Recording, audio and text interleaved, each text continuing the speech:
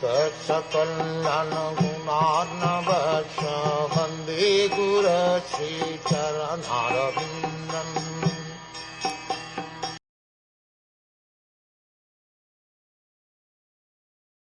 I believe, my lord, that you are Lord Vishnu himself, under the name of Kapil, and you are the Supreme Personality of Godhead, the Supreme Brahm.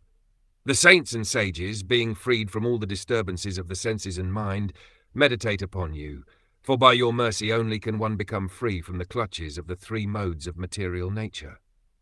At the time of dissolution, all the Vedas are sustained in you only. Devhuti, the mother of Kapil, instead of prolonging her prayers, summarized that Lord Kapil was none other than Vishnu, and that since she was a woman it was not possible for her to worship him properly simply by prayer.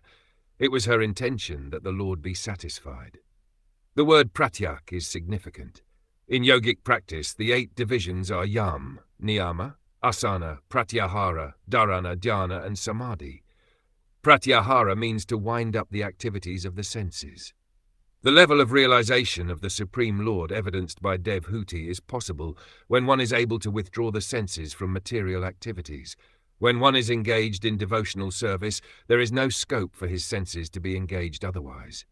In such full Krishna consciousness, one can understand the Supreme Lord as he is.